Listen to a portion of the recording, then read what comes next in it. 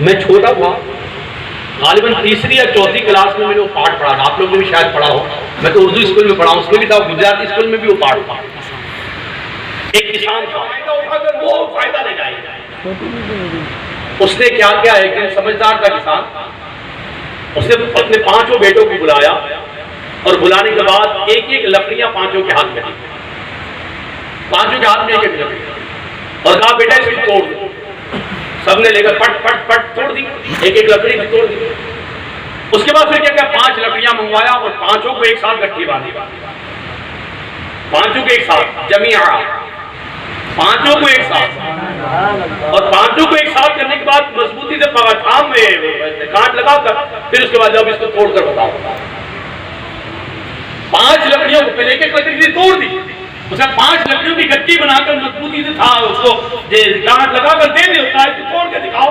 5 ने ताकत बता दी, लेकिन वो गट्टी को तोड़ नहीं सके। पता ये चला कि जो कौम तफरका मचाती है, जो कौम अलग अलग हो जाती है, जो कौम जुदा कर दी जाती है, दुश्मन उसको खत्म कर देते हैं।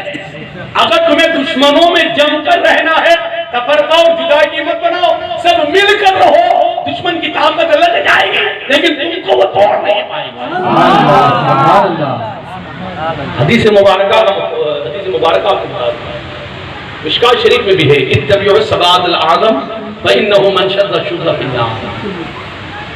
हुजूर अलैहिस्सलाम के इरशाद इकराम में बड़ी जमात की पैरवी करो, क्योंकि जो इससे अलग हुआ अलग करके जहन्नम में डाला जाए।